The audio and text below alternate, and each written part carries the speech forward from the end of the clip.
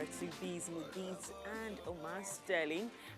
Jay calls these kind of songs yesterday's hits, today's classics. So yeah, there you have it. We're throwing all the way back. But you're welcome to the show right here on MX24. This is the AM Club.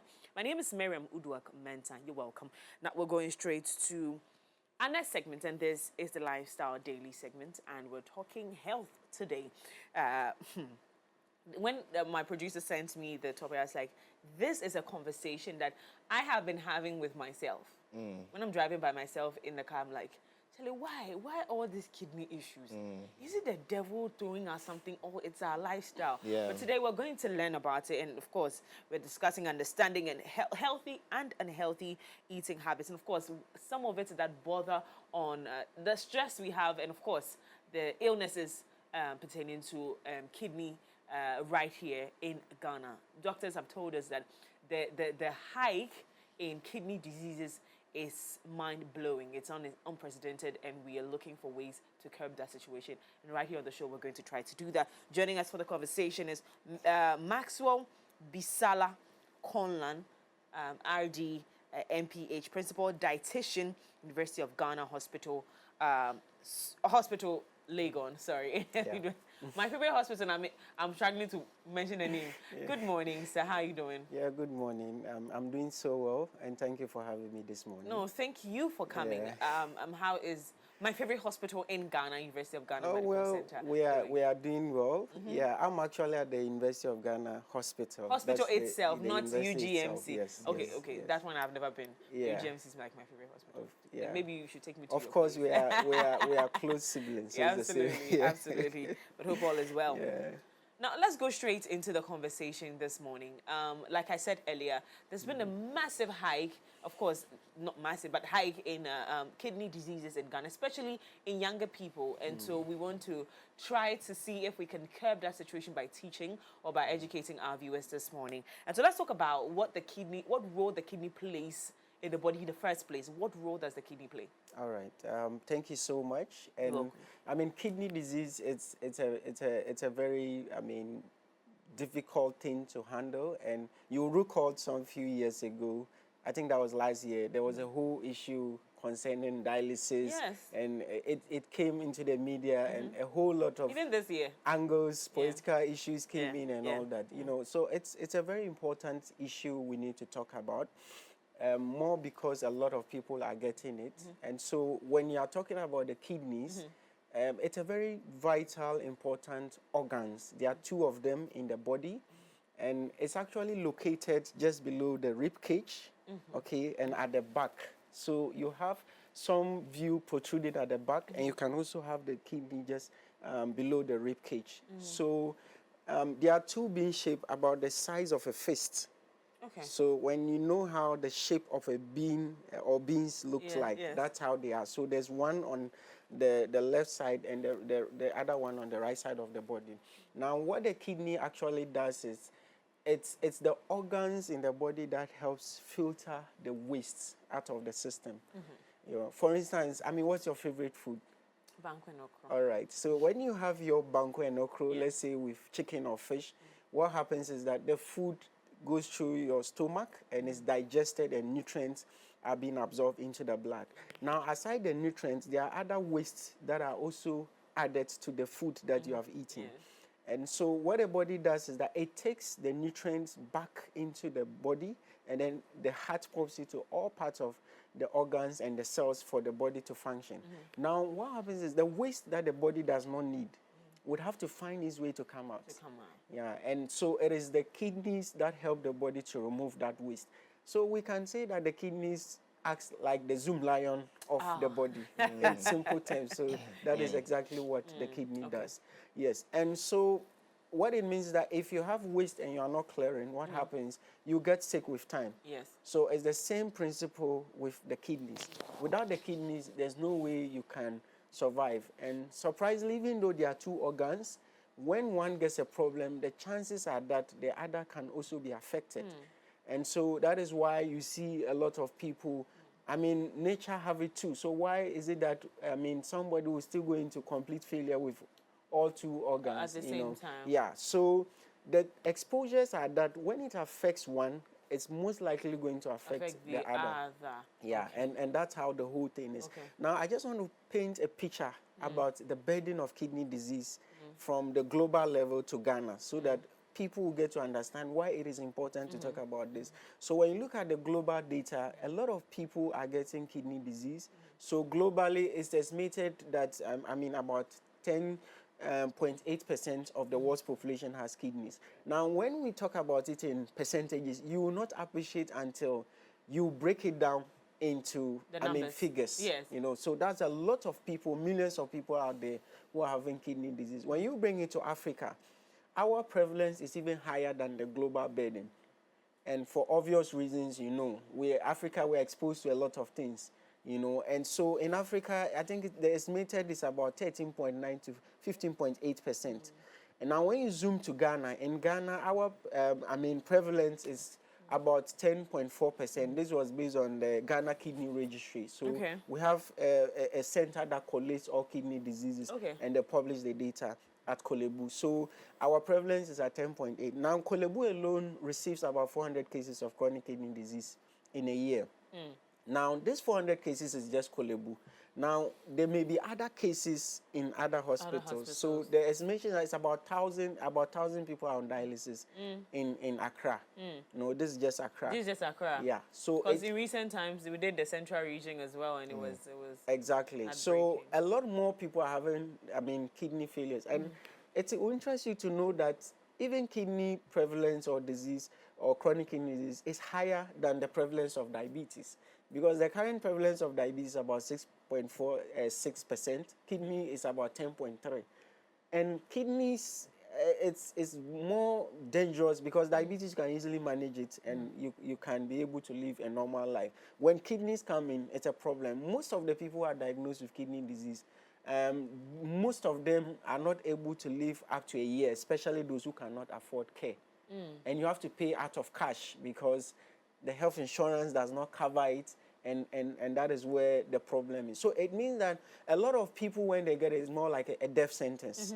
And so for me, if there's anything I would want to do, is to prevent rather than to think about money. And that's what I want to talk about. Yes, definitely. So that would zoom me into our next phase of the conversation. Now let's talk about what role diets play, food, what we eat, the role they play in preserving our kidneys. Yeah, so what diet preserving or damaging, both ways. So, the nutrients from the food, it's supposed to nourish the kidneys and protect it. At the same time, this food also comes with waste. You know, so you can have waste from the food that is coming from exposures to chemicals and all other things. Now, these chemicals from food can also damage the kidneys. But the relationship between diet and kidneys is hinged on two main conditions, which is blood pressure and diabetes. So when you look at the data, you realize that a lot of the people who get a chronic kidney disease are people who have uncontrolled blood pressure or diabetes. And these conditions are lifestyle, they are related to diet. So what it means that if you don't eat well and you are eating certain foods and you get these conditions, it can expose your risk of kidney failure. So hypertension or uncontrolled blood pressure alone contributes to almost about 37.8% of kidney failure in Ghana. And then the next common cause is diabetes. And which again is a lifestyle. Yeah, which is a lifestyle issue. So you see that diet is one of the main risk factors because all the conditions that will lead you to chronic kidney failure is linked to diet. And so in as much as you are eating the healthy food, you must also make sure that you are choosing the right food so that it does not it does not harm the kidneys. I can pick it from the point of different angles in terms of the prevention. So if you want to prevent your risks of getting kidney, the first thing you want to do is to prevent yourself from diabetes and blood pressure. That is the totality of the matter. Because when you look at the sources of kidney failure, it's coming from these two conditions. And how do you eat to ensure that you prevent yourself from these diseases? It's as simple. So there are certain things you are not supposed to eat. So the first thing I would like to talk about is salt. Okay, taking excess amount of salt in your diet. And so salt, it's yeah, so salt, yeah, salt of course. So you want to cut down on your salt intake. Now, salt is actually good for the body, but when it's in excess, what it does is that it makes the body to pull more water into the blood. And that increases your blood volume, and that can lead to high blood pressure. If you're already having high blood pressure, then if you are taking excess salt, it can shoot your BP up. So you may be taking medicines, but it's not working. Because whilst the medicines are working to bring the blood pressure down, the salt is increasing the blood pressure. And then when this happens, you may realize that you're not achieving optimal control of BPs, and that can cause kidney failure. Now, what are the sources of salt exposures? Number one, eating outside. It's a main risk factor, and this is something that is very difficult for most of us. You can't control the amount of salt they put in there. It's very difficult, and sometimes I'm fortunate that you move to certain restaurants and there's salt on the tables. When I see that, I get very emotional, and I'm like, what are you doing? I mean, what are you exposing or tempting people to take more salt? So what you can do to solve this problem is to cut the number of times you eat outside. So for me, at least if you are eating once outside, that is fine. So you eat your breakfast before you leave the house, or you can package your breakfast. And then at least lunch, if you eat outside, and then your supper should be at home. So that the 2 meals you eat at home, you can control the sources. So that even if the exposure is just 1 meal, then the risk is less. And that's how this thing works. Another thing is those who add salt at table. There are some people, once they taste the soup, they have to now take the salt and put it inside the soup before they'll be able to eat. The Lord said we are the salt of the world. Yeah. We need more salt to make the food taste well. Yeah, I get it. You see, the body adjusts to How about taste buds. How about those white... The Maggies. The Maggi. Yes, they are all among sources of salt. I would have come to that. So another source of salt is the Maggi cubes. So it's expected that if you are using the artificial spices, you don't put in excess salt because there's salt in there. Otherwise, it will increase the salt content. So for me, I mean, if you can avoid them, it's fine, but it's quite difficult because we have developed the senses of those spices for a long period. And so when people do not use it, they don't feel the taste of the food. So you can actually reduce the quantity of what you are using. And when you take half of the cube, the other half you discard. You don't keep it and use it the next time because yes, it reacts with the atmospheric temperature. And so sometimes when you take it, you see that it's becoming watery. Yeah. And those can lead to dangerous chemicals which can be harmful. How much is it that you want to keep some half? No. The economy. Yeah, of course. I mean, but it's important that if you are using one, then you use it. That's a soup that will last for a long time. But if the soup is not much and you decide to do half, then you are better off discarding because you don't want to put yourself at risk. So the link between salt intake and kidney disease is that first it leads to blood pressure, and the blood pressure can lead to what? Kidney failure. So it's not a direct link, but one of the exposures is taking a lot of salt, and which is something we need to talk about. The body adjusts to taste buds. So if you are reducing your salt, it gets to a point your body gets used to it. Used to that, yes. Exactly. And that is what you should be trying. There are some people now, when you put even a little salt more than what they are used to, they will say the salt is too much. So we are encouraging people to adapt to the taste. It doesn't have to be no salt at all, but it can just be moderate. It shouldn't also be in excess, somewhere in a balance, and then I think that would help solve the problem. Look, I hate to cut you here. I really hate to cut you here, but then I want you to touch on the moderate aspect. Yeah, so how much is too much? Yeah, so how much is too much depends on your health. If you already have blood pressure, we are estimating that an average of half a teaspoon of salt for the whole day in all your meals.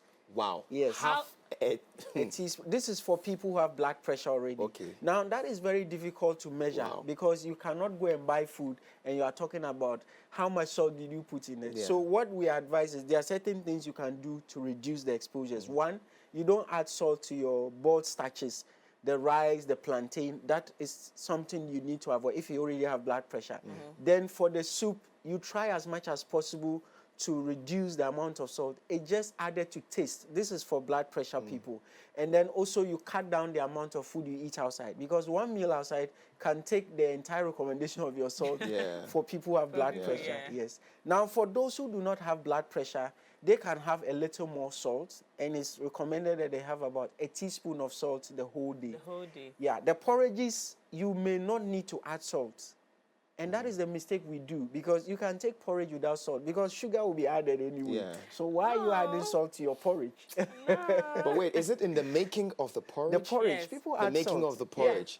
Oh, okay. Yeah, so one of the things you can do to reduce it is not to add salt to your porridge. Then it means that you are left with lunch and supper. Yes. Now, when it comes to lunch and supper, at least if you are not eating salt at the porridge level, if you are not adding salt, then your lunch and supper, if you are cutting down or you are adding the salt just to taste or somewhere moderate, you'll be able to meet the target. And that is what we should be looking at. Because if you already add too much salt to your rice that you are cooking, and you are still having a lot of salt in the stew, that is going to exceed your salt limit. And so one of the red flags is eating outside. And so you want to try as much as possible to cut down the amount of food you eat outside and eat more from home, so that you can control it yourself. So it's not like you should be doing something that there's no salt and you're struggling to eat. Just make it moderate and watch out for the artificial spices, because those are the things that even makes us exceed our salt limit. Because when you add more in addition to your salt, the salt levels will go up, and that is where the problem begins. So especially those with blood pressure will need to be extra careful when it comes to salt. I was going to ask if sugar is part, but then I just remembered that he mentioned diabetes. Yes. So if you eat too much sugar and you get diabetes, you're prone to... Yes, so that's even my second point. Yeah. So the second exposures to kidney disease is taking excess amount of sugar. Now, sugar and diabetes are You see very why I don't like closely Thursdays? related. Doc, I don't like Thursdays. My producers, they know. As for Thursdays, they know. like Yeah. Because, okay, well, in recent times, I have toned it down. Yeah. But me and sugar, they are like 6 and 5. Exactly. So the thing is, we are not saying avoid sugar. Yeah. I see people avoiding sugar, especially when they don't have diabetes. And sometimes I just feel it's too extreme. Yeah. I sit here, I take sugar, but I make sure that it is quite less. Yeah. So it is not about not taking sugar at all. It's about limiting it. If you have diabetes, then you may decide to avoid because of the risks. So having limited amount of sugar, one of the things you want to watch out is the sugar sweetened beverages, the drinks. Yeah. Now, does it mean I shouldn't have drink? I mean, it's impossible to tell a normal healthy person, even someone who is more into functions, not to take a drink. Yeah. So what I would recommend is that you do it once in a while, during occasions. Yeah. I see people who have bought Cokes in their fridges, Yes. 1.5 liter, they have about 3 of them in their fridge. Yeah, And then they have bought a whole pack of drink in their house, and it's in the fridge, it's packed of drinks. Now, that is a risk factor. Yeah. Now, once you put in the drinks, once it's available, before you realize, you finish that 1.5 liter without knowing. Yeah. And when you take the average of the sugar, the 330 mils, you get an average of 9 cubes of sugar. Now, the recommendation of sugar states that it should be at least about, let's say, 3 to 4 cubes. Now, if you take one, one drink, like 330 mils, let's say Malta or any of the drinks, I mean, you would have exceeded your sugar limit for the day. Then your tea comes in, there's sugar inside. Then you may get some meat pie or some cake that they have added sugar. And so that's where these exposures are coming from. So the only thing we want to advise people is to watch out. Just make sure you are in moderate. And one of the reasons why people take a lot of drinks is when they are tasty. So instead of going for a drink, they will go water, they will go for a drink. So you want to be careful. When you go for a function, you don't want to rush to grab a drink. You take water first. And after some time, you get full. Once you take the water and you get full, you end up drinking less. And then you reduce the amount of sugar you add to your porridges or teas. It should just be enough to taste. You know, it shouldn't be at the extreme end. Because when you do that, there are several exposures that can expose you to, diabetes. And once you get diabetes, it means you are just a step ahead to getting kidney disease, especially when your diabetes is not well controlled. And diabetes sometimes is very difficult to manage, especially if it's type 1.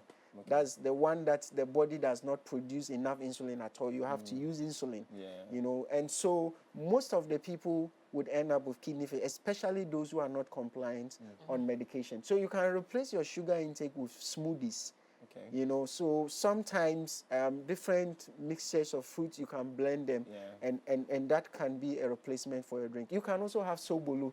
So I'm not giving you alternatives with very little sugar. Now these days, some of the sobolos in the market has a lot of the sugar in it is more. So I gotta give props to Mr. Eve.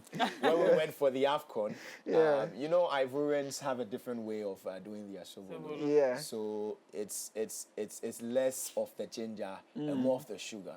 So when he tasted it, he was like, I don't know, sobolo but you know, and that just reminds me of it. But I have replaced my sugar in the sobolo I make at home with dates. Great, excellent. So and that's I didn't know that dates were actually that tasty. Like, boy, try it. It has a lot of sugar. Yeah. Maybe to give me.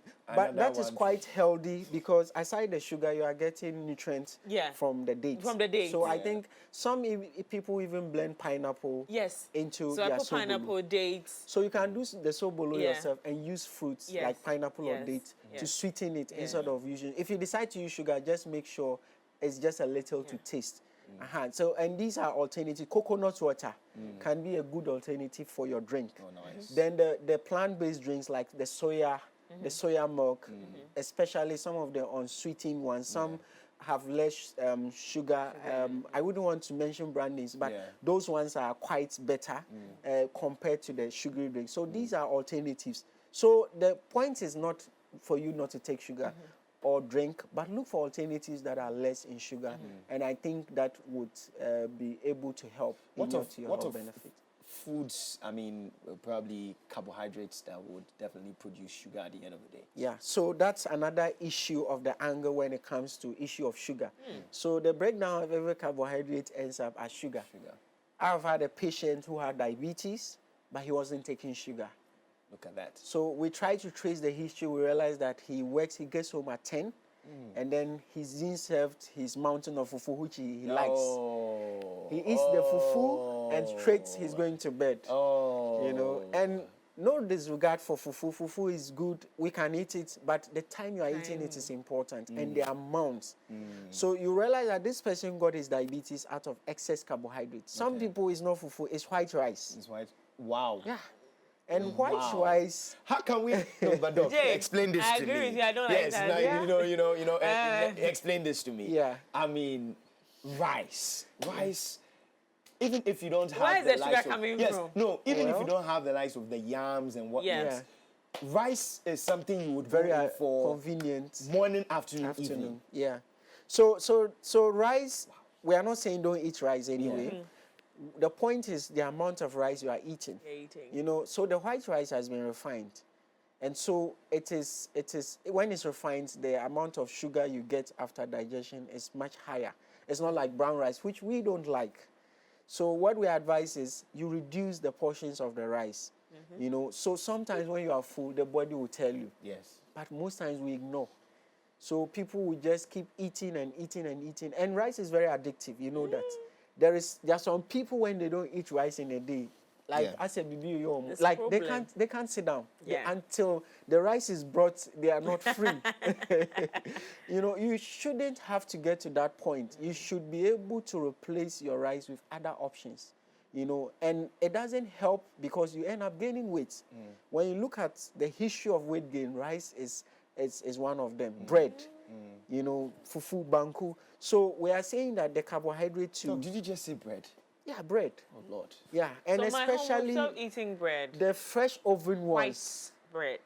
That is where somebody can eat a full loaf of bread. You know, so why would you expose yourself to that? So at least just eat in moderation. Okay. You know, moderation means that I'm feeling sick. Yeah, you don't already. I feel like right now everything is not good. Like it's everywhere. I feel like just telling my kidneys that you've done well. Yeah. Because A lot of per stress. Exposures. yes, because Yeah. per this explanation that you're Yeah. giving us this morning. Okay, then that'll lead me to my next question. Okay. Doc, how often should we be doing a kidney function test? Okay. Yeah, so that's one of the main things when it comes to prevention. At least once a year. Once a year. Yes, and the kidney function test is not costly. I think on the average is between 170 to 200 Ghana cedis. I think Lancet is around 175 Ghana cedis, which you can just walk in there and they will do it for you. Okay. So it's not really a very costly thing. If especially for those who are at risk, meaning if you have diabetes and hypertension, you need to have the test at least once a year to be able to find out the impact of those conditions on your kidneys. Now, if it's able to be detected early, diet can treat it. Yeah. I have had patients where I have been able to help them to move further away from dialysis. It has not fully corrected, but these people may not need dialysis for the rest of their life by just regulating the waste that is coming into the system and making sure they are not eating certain foods. So it is important that people do a kidney function test. I've never done one in my life. It's very I'll important. be honest. Yeah. Have you done one? It was part of the things I did. Okay. But my kidneys are fine. Excellent. It's just the Thank excess God. sugar that is in my blood Okay. that was a problem. Yeah. It wasn't like close. Borderline. Yeah. Yeah. It was like, okay, now this is too much. Yeah. So it was rather directing to a more cardiac situation Yeah, than yeah. it was to kidney. But then again, it's still the same environments, right? So Of course, but yeah. it means that if it's borderline, you'll be able to do something about it. Yes. Imagine you are not checked. This could have probably lead to diabetes Do you have heard? without you even knowing. Without knowing. Yeah, so I would advise people to take advantage. The cost of a medical exam will not, if you have 500 CDs, you can do at least one medical exam a year. Sometimes the doctors can even select. Sometimes patients come to me, I look at their situation, I select the most important one based on your risk factors. And then sometimes you find a problem and diet can easily treat it. There are 3 patients I saw who were, having their kidney function declining. It wasn't chronic yet. So one of them I investigated, I realized he was doing the gym. So he was using these protein supplements and he was putting a lot of load on his kidneys because he wanted to build muscles. So we just had to stop. The product was called creatine. Creatine is one of the, the supplement that you use when you want to exercise. As soon as he stopped it, the kidney function just picked up and came back to normal. And that is an acute kidney disease. Now, when the acute is not detected, it progresses to chronic. And once you get to chronic, you cannot reverse it. That is where the diet will come in to either prevent dialysis. If you are not lucky and it has gone below certain levels, you have to start dialysis. And dialysis is not the solution. It's a temporary solution to prepare you for transplant. Now, when you look at the cost of transplant and even the donors, from the point of the donor, it's not even easy. There are a lot of things that comes into place before someone can be asked to do transplantation. And so most of them who are unable to afford may end up dying within a year of diagnosis. And so that is why it is important to prevent. You know, when you prevent, it's far better than having the condition and trying to manage. I have 2 patients now who are end stage, who are managing. And when they came, it was so emotional. The same family, somebody and the father. And that is also to say that kidney disease is family related. So if either of your parents got kidney, you can easily get it. Inherited. Yes. Father has started dialysis. The daughter has not started. And so father is 76. Daughter is about 38 years. Oh, too young. This is too young. You know, and so this person, I am trying to use the diet to see if I can slow or prevent dialysis. Whilst the father, he will still continue on dialysis, but the diet to prevent extra waste. Because he's supposed to do 3, he's doing 2 sessions because the cost is about 530 Ghana cedis. And it's not only that, you have to do labs, you have to do other things. By the time you finish in a month, you've spent almost about 6,000. You know, so it's very difficult to manage. You know, so prevention is the ultimate. So we've talked about salt, we've talked about sugar. The next thing I would like to talk about is obesity, weight gain. Excess weight can also lead to kidney disease. How does it happen? It's not a direct effect, but it exposes you to diabetes and hypertension. You know, I've had a patient who was obese, and had kidney failure. When he lost weight, the kidney function went back to normal. I couldn't explain. Meanwhile, he didn't have diabetes. She didn't have diabetes or hypertension. So probably the weight, excess weight, was already having a problem on the kidneys. On the kidneys. On the kidneys. So it's one of the things you want to do. In Africa, unfortunately, weight is adored. People want to have weight. And so when you are having weight, signs of good living, your husband is taking good care of you, and all that. I've had patients who lost weight and they came back and said people are talking that sikana shit, they don't have money, that's why they are losing weight, marital issues, a whole lot. And so it discourages them. So I want to use this medium to encourage Ghanaians. Weight gain is not a sign of good living. When someone has a lot of weight, it is sickness. You need to do something about it. So don't stigmatize people who lose weight. All of it, like everybody that has weight has. It depends on the level. So we have something we call obesity. Yeah. That's the people who have excess weight. We have overweight. So when we check your weight and height, if your BMI is between 25 to 29, that's overweight. That is a problem, but it's not too much of a problem compared to people who have BMI of 30 above. But there are some morbidly obese people, it's very easy to see. You don't even need to check the weight before you realize that this person has. Those people are even more at risk. So for me, at least from a BMI of, let's say, 29 or 28 upwards, you need to do something. Sometimes the weight is there, but it's not in excess. So you just try and maintain it. You know, and losing weight is just about cutting down your food and increasing your physical activity. You know, so there are a lot of supplements and all that. Most of them only work when you combine it with diets. So you don't drink a supplement and go and take a mountain of fufu. Garbage in, garbage out. It won't work. So what we have, if you are on any supplement or any medication that is intended to lose weight, that should not even be your first call. Your first call is to do it naturally. It is when you are unable to make it, then the supplement can come into support. But even how long can you continue? So for me, if you want to lose weight, you just cut down your food, your carbohydrates by, let's say, 50%. So let's say that you can have more of fruits and then, less of carbs in the afternoon and then fruit in the evening. Now, not everybody can do that. So if you are the type who still want to have your bango and rice in the evening, you can begin by cutting down the portions. If I'm taking 2 balls, because of the weight loss, I can start by trying to do 1 ball. If I'm 5 ladles of rice, I can bring it down to 3. Sometimes you do it at the level in which you can.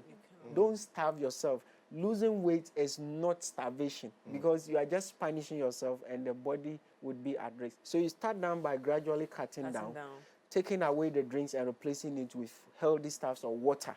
You know, and once you are able to do that, you need to be patient with the body. We start weight loss and want to see results in the next 1 week, in the next 2 weeks. It doesn't work that way. You know, it's just like there are illegal ways to lose weight. You can lose weight the wrong way. And I've seen people who have starved themselves to lose weight, but you can't sustain it. What will happen if you start eating? You gain everything. So my advice is to gradually work yourself through the weight loss by cutting down gradually and not starving yourself. So losing weight has a direct correlation between the link between weight loss and reduction in the risk of kidney failure. And so this has been, this is based on evidence. Absolutely. Now, you mentioned supplements. So I want us to say on that. You know, we women, we have all these supplements we take. You see, it keeps you. And some of the products, you know, I will try to mention. For nails, for hair and nails, skin. Collagen and what have you. All these ones, are they things that expose you to kidney diseases? So excessive intake of supplement and medication can put a load on the kidneys. So supplement works the same way as drugs. So aside the active ingredient, there are other wastes. Some of them are herbal. So the other waste from the herbal will have to come out. The kidneys will have to bear the brunt of bringing it out. So if you overload the system, you put yourself at risk. For me, if you can eat a healthy diet, have adequate amount of fruits and vegetables, there is no need for any supplement. Sometimes we are just psychologically carried off. Most of the supplements do not work the way they intend to work. But they will tell you all sort of things. You see a lot of pictures on social media which are not real. we're here when a certain social media person came and said slim tea, slim tea. At the end of the day, it became a techie issue. This doctor is shady. I don't want to go to his hospital. So just so you people know, For me, okay, right? I'm not going to say go it to as his it hospital. He's my best friend. You cannot shade my best nobody on friend. the show, bro. Yeah. So I I see. mean, most of the things we see on media are not what it intends to be. Yeah. Some of them are not real, but they'll get very nice pictures to convince you. So for me, supplement is not a starter for me unless there's established micronutrient deficiencies. Maybe you go to a hospital and we say you are anemic, we'll put you on iron supplement. After that, when you correct, go back to your healthy eating. The foundation of health is eating healthy and not to rely on supplements. So definitely fruits, vegetables, and eating right. Excellent, and that would be able to help you. Okay. Okay, Doc, sorry. please go ahead. You- Even though you don't like it, you Yes. like to ask a lot of No, questions but on we have to Thursdays. ask. Down here, we have to ask. So, with the obesity part, so the contrast of it, what if it has nothing to do with obesity, but Yeah. you are slim. Yes, Like you- him. You Yeah. already Like lost extremely weight. Yeah. slim. Very, very slim. Yeah. Does it also contribute to anything kidney-wise? So when you are too low for your weight, it's not also good. So we have the BMI of less than 18.5. That's what we call underweight. Okay. Yeah, but I would like to tell you, you are not underweight. Okay. You should be in the Doc. normal weight. Okay. Of course, He's looking at underweight. you are not. If you were taller, Yes, then sister, it would show have you. it would have increased your rates. Now, if you are underweight, it doesn't directly affect your kidneys. Okay. However, it can affect your immune system. And when you fall sick, you can easily lose more weight because you don't already have a lot of Yeah. energy. For most females, I've realized this in clinic. I had some students now I'm managing. Their weight are too low that they went into low blood. And because of that, the body has actually shut their menstrual cycle to conserve the little energy they have. So one of them has gained weight. She has started having her menses again. So sometimes the severe underweight situations, it can cut your menstrual period off until the body is able to get a lot of energy. Speaking of that of ladies, what of guys? Yes, so for guys, so the immunity, you can easily fall sick. And then when you easily fall sick, you can lose more weight. And then most times it can expose your body organs because the muscles and the fat protects these organs. So it makes you prone to injury and all that. So it's very important that you are not at the extreme end, but you are not also at the extreme end of the line. So you be in the middle. Balanced. And that is how these things work. Now we've talked a lot about the diet and all of that, which by the way is the focus of the conversation. But let's digress a little bit. Let's get into the kidney conversation. What is the most what's the chronic one that is persisting in the system right now? Chronic kidney disease that is most recorded in hospitals. In the hospital. So the most common one is the chronic kidney disease. That one is the gradual loss of kidney function for over a period of 3 months. Now we have the kidney function tests when we do. So if we do, and it's like the car mileage. So if your kidney function is greater than 90, it means that it's a strong kidney. If it starts reducing like 60, then we are saying that you are having impaired. It means the kidney function is going down. Now, for the chronic, it starts when you are, let's say, from 60, when your kidney function is from 60 coming, especially when you are young. Because as you age, it will gradually come down. But if you are within the ages of 20 to 50 and you are having kidney function of 60, I will be worried because it means that gradually you have lost about 30% of the function. We need to investigate why. And so so what we are getting more is a chronic kidney disease. And that is the one that is killing people because that one you cannot reverse, unfortunately. You know, so there are other causes which is acute. Maybe an infection has led to a kidney function. I just had a child at the hospital who had complicated malaria and it has given the person acute kidney injury. That one, it means that the malaria is what is causing the. When we have that as well. Yeah, we have acute. So when I mean the malaria affects. Yeah, malaria, severe malaria can affect, especially children. Yeah, when we treated the malaria, we repeated the kidney test. It's come back to normal.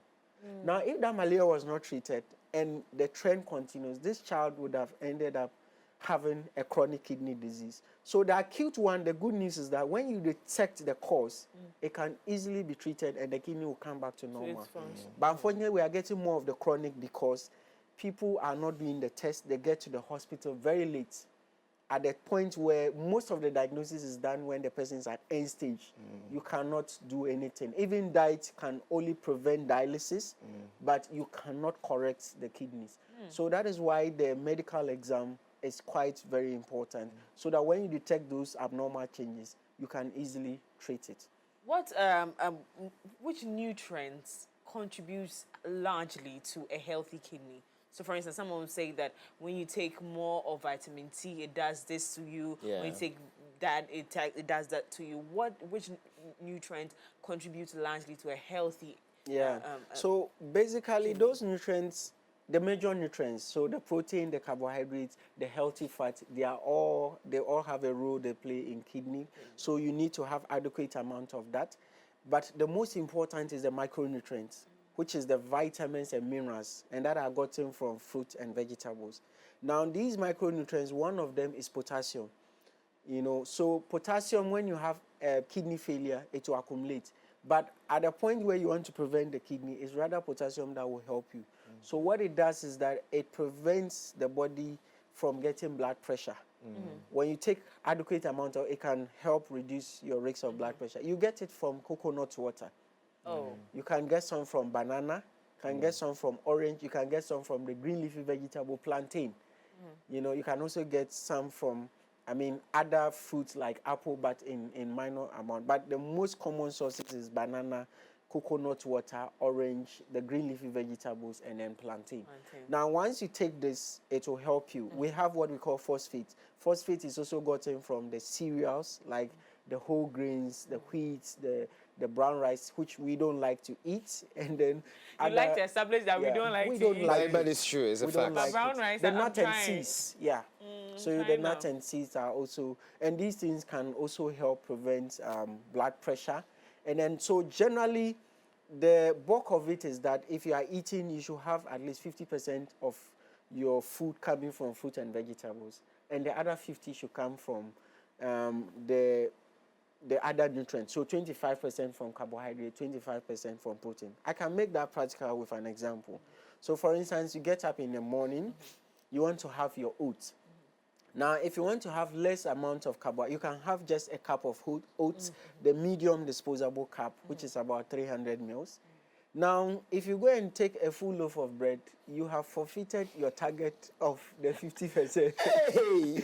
So what you do is that you can have some small amount of bread. Let's say the 10 cedi one. You can take 1/3. I think that is quite reasonable. 1/3 is huge. Doc, Doc, I don't want to be too extreme. Yes, but Doc, with all that, your body too will tell you, like, I'm still hungry. Of course. So, but those who are active, they can eat more. But you are sitting at desks. People like us don't need to eat that much. So this example is for people who are more not active. And so when you eat that oat, less sugar, and then you have your low-fat milk, which is maybe plant-based, soya or almond, your breakfast is complete, and that is a healthy meal. Then you can add an apple, or maybe 2 or 3 fingers of banana, and then you would have gotten a healthy meal for the. If it's tea you want to have, no problem. You can have your Lipton, you have some milk, little sugar, and you add an apple or banana. Sometimes you can decide to have the fruit later, no problem. Then you move to lunch. Here, that is where the bulk of your carbohydrate can come in. So here you can eat your rice, you can eat your banku, but once again, just eat in moderate. Don't eat to get full, but don't overeat. Then you get home.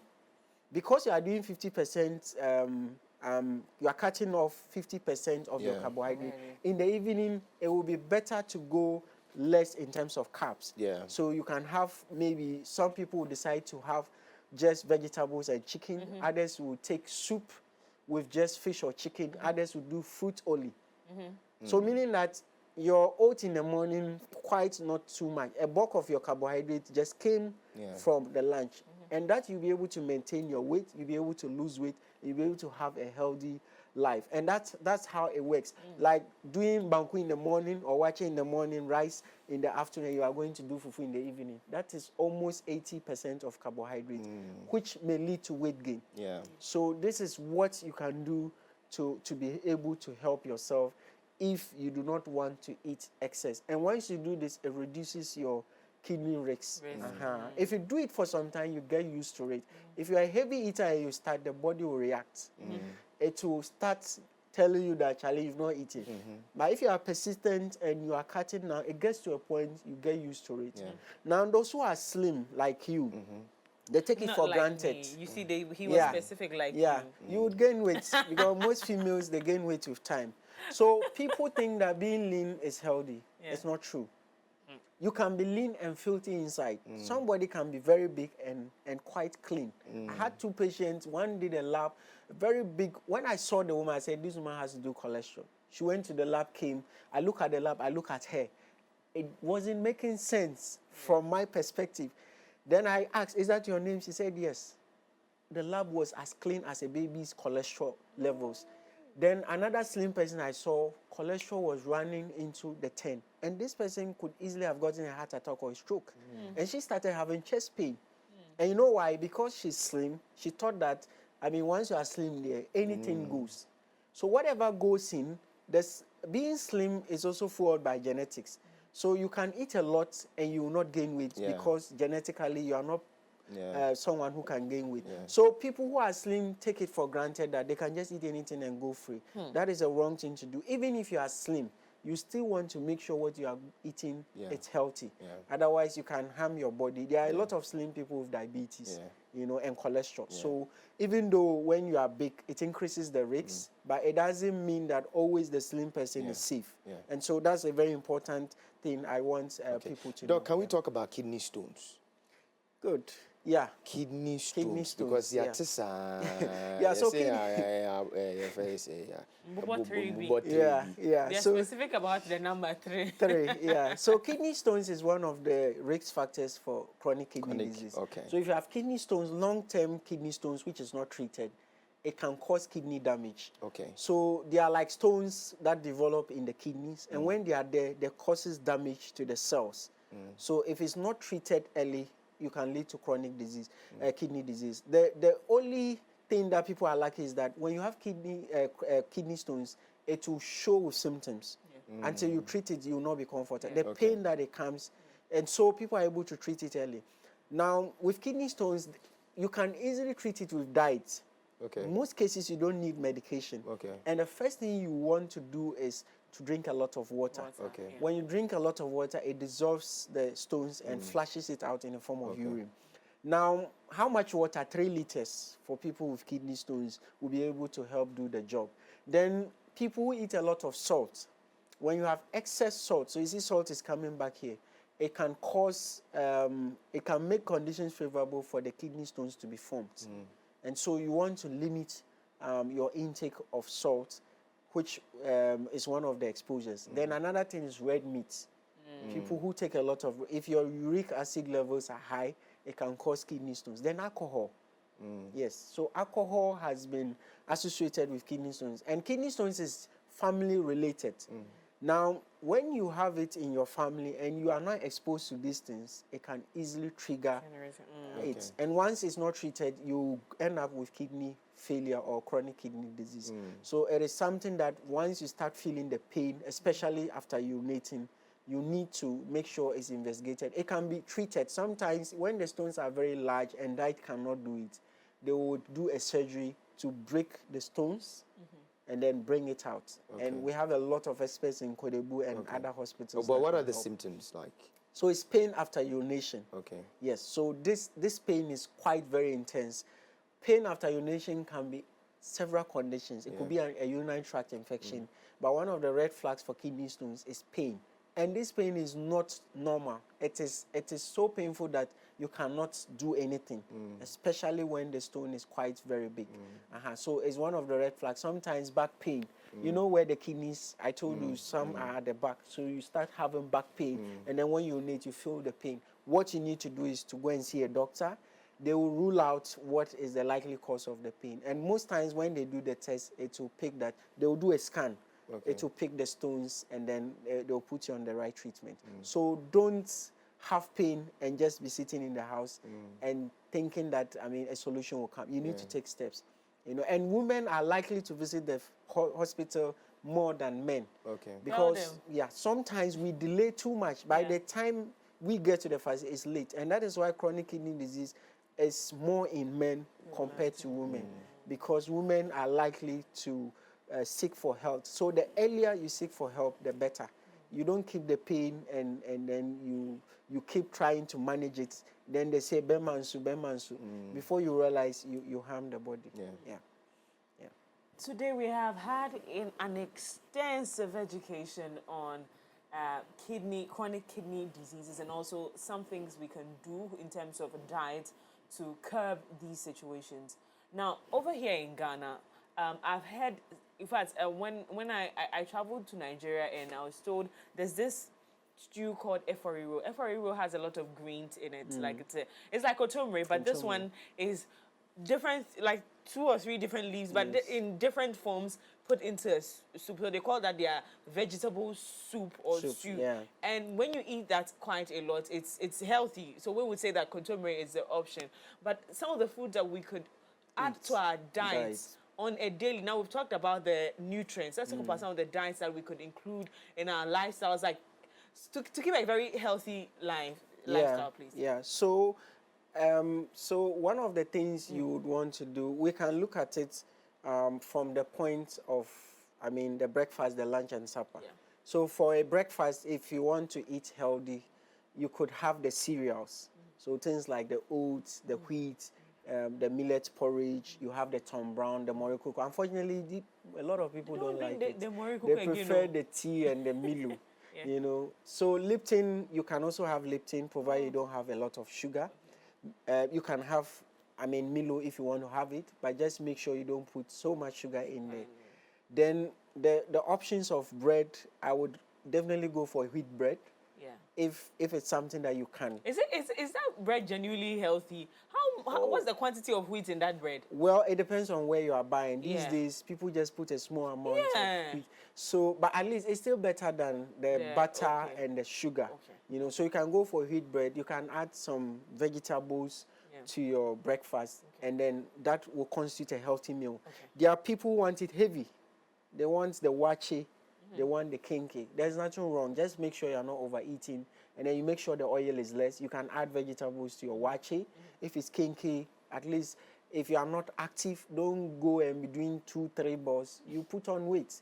Maybe the one who is doing the construction work can eat more. Yes. You sitting at the desk, at least just 1 ball, 5 CDs, maximum 1.5. When you go beyond 2, if you are not careful, you start gaining weight.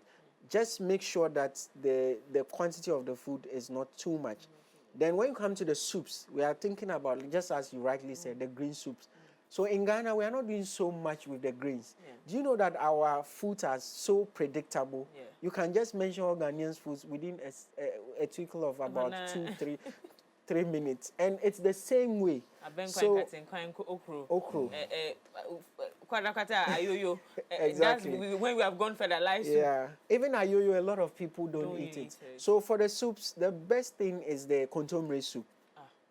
The contomere soup, the greens, the bunabunu. Excellent. Then ayoyo can also protect you against kidneys. In the north, they do well when it's in season. Yes. There are other ones like alefu, we have ademe, sure. So I expect that people in urban areas can learn how to use some of those greens. Because when you come to the south, apart from kontomire and okro, what other green? A few attempts some ayoyo, boma. But it's still, a lot of people do not.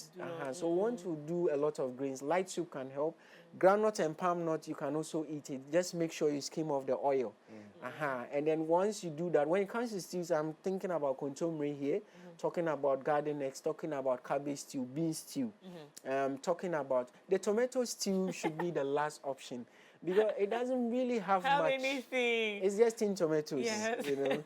But we can still have it. Stew. Yeah, anytime you want to have tomato stew, then you have to add vegetables to your rice to be able to compensate for the reduction. Once you eat these things and you're not eating the fries, you're not eating the processed foods, the sausages, the mayonnaise, and all those kind of processed foods, I think that your risks for kidney disease will be much less. So the whole picture is go towards more plant-based, go less on animal, Yeah. and then drink a lot of water and stay active.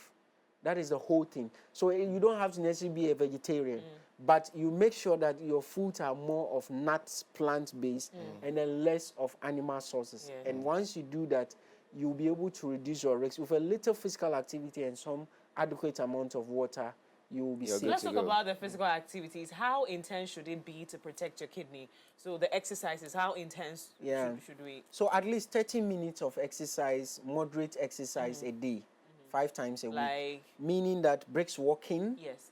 doing gardening, washing your car. Oh, These are moderate, intensive walking activity. around, going to my boys and come is Yes, also good. Like yes. 5 times. I Yes, just go but and it should look be at my active. boys. It should be active. That will not ignore much, you know, because people tend to think that because I walk more, I will burn. It's not really true. It depends on the exertion or how frequent you are doing the walks. So I don't usually count your usual walks as part of exercise. It should be an intentional activity. Yeah. So skipping and jogging and all those things can help. But for a starter, brisk walking would do dancing, using of aerobic videos. You know, those are things that can kind of help. The rains are in, so you can do indoor exercises, which will be skipping, and then the use of aerobic videos and dancing.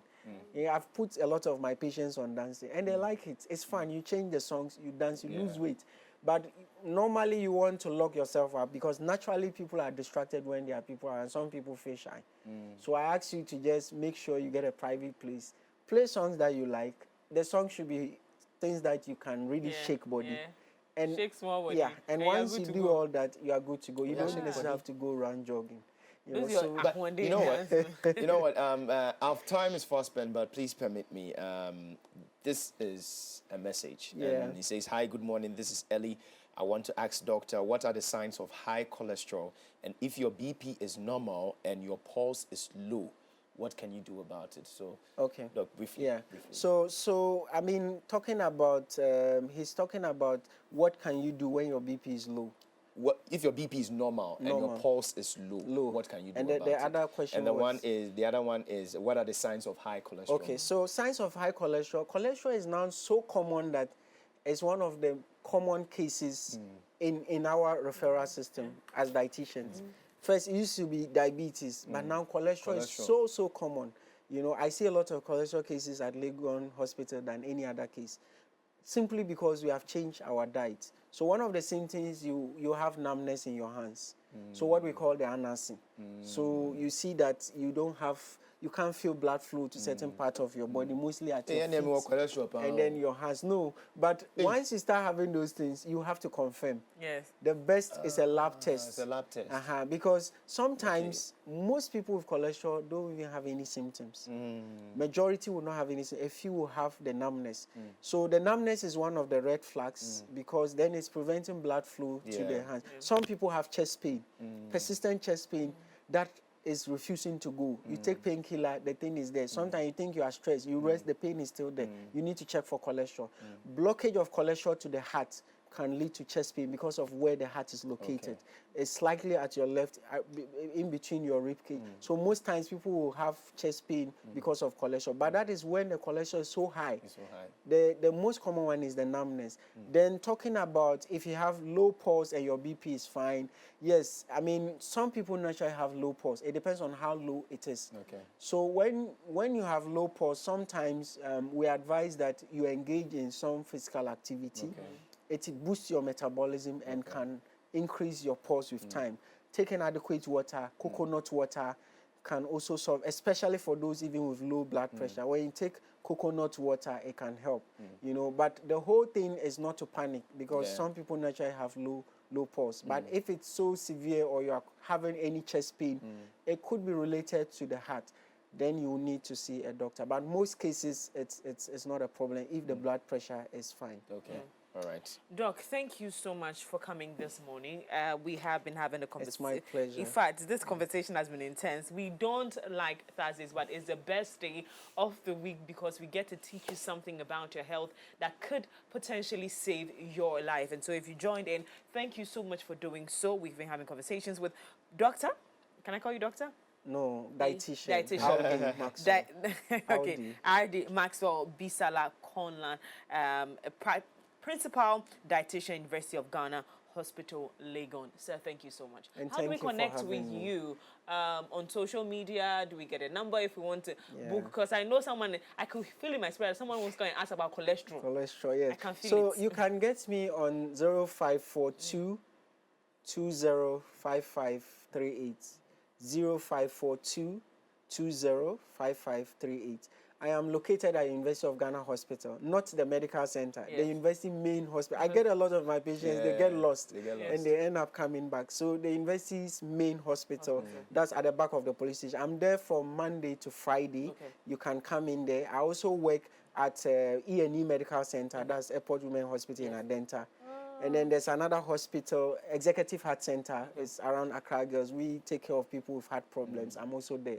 So you can get in touch. On social media, I am Maxwell Bisala Conlan. I have a health page, so you can just go on Facebook and search for Conlan Maxwell Bisala. You see a health page you follow. I share practical tips on how people can take care of themselves for free. So you can join to follow me. And I think on Instagram is the same Maxwell Bisala Conlan. Yeah. Bless you so much, and thank you so much for the good work you're doing.